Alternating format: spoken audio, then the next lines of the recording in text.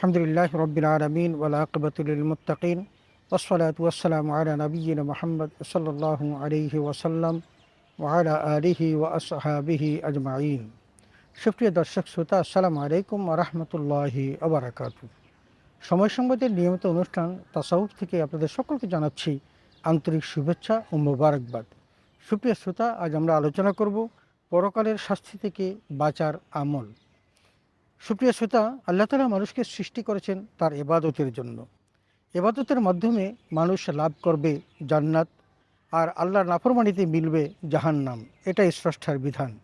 সে কারণেই আল্লাহ তাআলা পবিত্র কোরআন কারিমে এবং রাসূল আকরাম সাল্লাল্লাহু আলাইহি ওয়াসাল্লাম তার অসংখ্য হাদিসের মাধ্যমে জাহান্নাম থেকে মুক্তির পথ নির্দেশ করেছেন।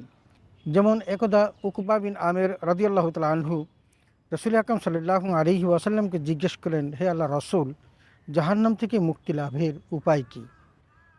নবীজি জবাবে বললেন, তুমি নিজ জবানকে নিয়ন্ত্রণে রাখো, তোমার ঘর যেন তোমার জন্য প্রশস্ত হয়, আর নিজ গুনাহের জন্য কাঁদো। সুনানে তিরমিজি, হাদিস 2406। সুপ্রিয় শ্রোতা, আসুন জেনে নেই ওই সকল আমল যা অবলম্বন করলে অনায়াসে জাহান্নাম থেকে মুক্তি পাওয়া যায়। আমরা বেশ কয়েকটি বিষয় এখানে আলোচনা নিয়ে এসেছি যেগুলো অবলম্বন করতে পারি। তোর মধ্যে একটা হলো প্রথম তাকবীরে নামাজ আদায় করা, 2 জবানের হেফাজত করা, 3 নিজের গুনাহের জন্য কাঁদা, 4 বেশি বেশি নফল রোজা রাখা, 5 কন্যা সন্তান লালন পালন করা, 6 বেশি বেশি দান সদকা করা, 7 জাহান্নাম থেকে মুক্তির জন্য বেশি বেশি দোয়া করা, এবং 8 নম্বর মানুষের সাথে সুন্দর ব্যবহার করা। আসুন আমরা এর বিস্তারিত শুনি। আল্লাহ তাআলা আমাদের সকলকে বিষয়গুলো আমল করার তৌফিক দান করুন, আমিন। সুপ্রিয় শ্রোতা, 1 নম্বর প্রথম তাকবীরে নামাজ আদায় করা।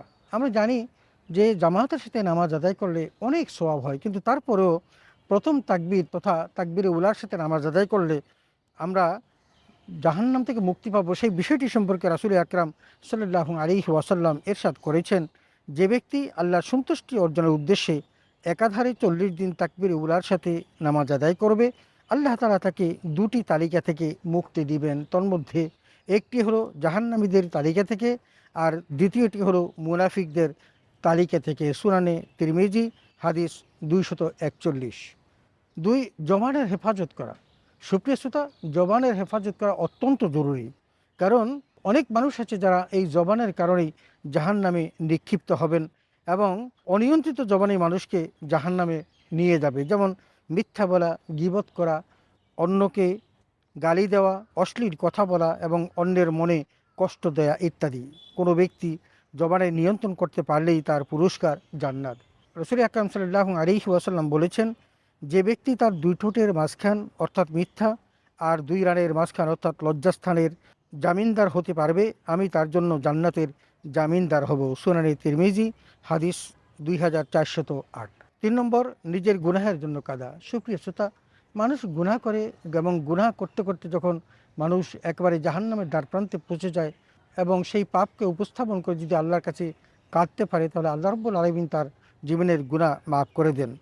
যে চোখ আল্লাহর ভয়ে কাঁদে তার জন্য জাহান্নাম হারাম হয়ে যায়। হযরত ইবনে আব্বাস বলেন, আমি রাসূল আকরাম সাল্লাল্লাহু আলাইহি ওয়াসাল্লামকে বলতে শুনেছি, জাহান্নামের আগুন 2টি চোখকে স্পর্শ করবে না। তোর মধ্যে একটি হলো মহান আল্লাহর ভয়ে যে চোখ কাঁদে, আর দ্বিতীয়টি হলো আল্লাহ তাআলার রাস্তায় যে চোখ পাহারা দিয়ে নির্ঘুম রাত কাটায়। সুনানে তিরমিজি, হাদিস 1639। 4 নম্বর বেশি বেশি নফল রোজা রাখা। আমরা মাহে রমাদানে সিয়াম পালন করি, কিন্তু মাহে রমাদান ছাড়াও যদি আমরা সিয়াম পালন করি, প্রতিটি সিয়ামের জন্য আল্লাহ তাআলা অনেক সওয়াব দিবেন। রোজা জাহান্নামের আগুন থেকে বাঁচার ঢাল স্বরূপ। সেই বুখারী হাদিস 1894। সুতরাং জাহান্নামের আগুন থেকে বাঁচতে হলে আমাদের নফল রোজার প্রতি মনোযোগী হতে হবে।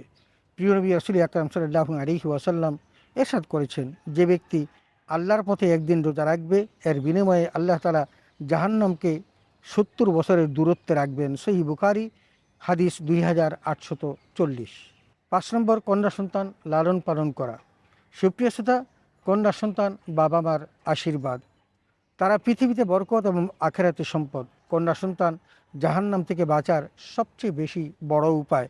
রাসূল আকরাম সাল্লাল্লাহু আলাইহি ওয়াসাল্লাম বলেছেন, মান ইবতালা মিনাল বানাতি বিশাইইন ফাহসানা ইলাইহিন্না কুন্না লাহু সিতরাম মিনান নার, অর্থাৎ যে ব্যক্তি একাধিক কন্যা নিয়ে সংকটাপন্ন হবে, সে তাদের সঙ্গে সদ্ব্যবহার করবে, সে কন্যা তার জন্য জাহান্নামের আগুন হতে অন্তরাল হবে। সহিহ বুখারী হাদিস 1418।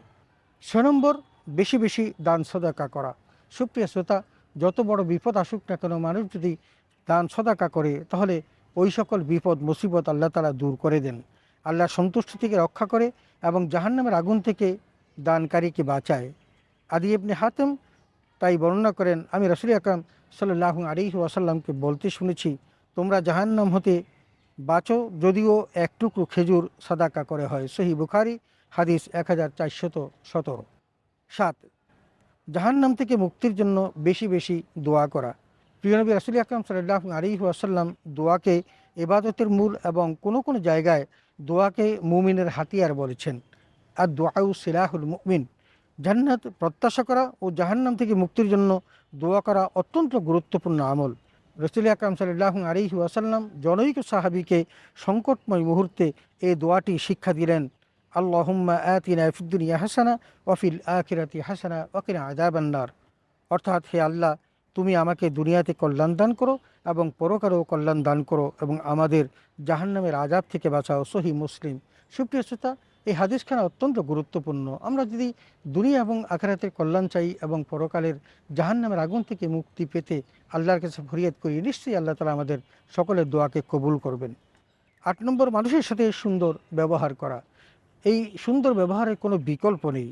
যে সকল মানুষ আল্লাহ সন্তুষ্টির প্রতি সদাচারী হয়, তাদের সাথে উত্তম আচরণ করে আল্লাহ তাআলা তাকে জাহান্নাম থেকে দূরে রাখবেন। আব্দুল্লাহ ইবনে মাসউদ বর্ণিত হাদিস, নবীজি বলেন, আমি কি তোমাদের জানিয়ে দেব না কোন ব্যক্তির জন্য জাহান্নাম হারাম এবং জাহান্নামের জন্য কোন ব্যক্তি হারাম? যে ব্যক্তি মানুষের কাছে জনপ্রিয়, সহজ সরল, নম্রভাষী ও সদাচারী। সুনানে তিরমিজি হাদিস 2488। সুপ্রিয় শ্রোতা, যেই সমস্ত মানুষ সদাচারী, নম্রভাষী, সুন্দরভাবে কথা বলে, ব্যবহার করে, আল্লাহ তাআলা ওই সমস্ত মানুষকে জাহান্নাম থেকে মুক্তি দিবেন। আমরা পরকালের শাস্তি থেকে বাঁচার বেশ কয়েকটি আমল সম্পর্কে আলোচনা করেছি। সুপ্রিয় শ্রোতা, আসুন আমরা এই আমলগুলো আমাদের নিজের জীবনে প্র্যাকটিস করি এবং সেগুলো দিয়ে আমরা পরকালীন আযাব থেকে নিজেকে বাঁচানোর চেষ্টা করি এবং আমরা জান্নাতি হই। আল্লাহ তাআলা আমাদের সকলকে সে তৌফিক দান করুন, আমিন। ওয়া আখির দাওয়ানা আলহামদুলিল্লাহি রাব্বিল আলামিন। আসসালামু আলাইকুম ওয়া রাহমাতুল্লাহি ওয়া বারাকাতুহু।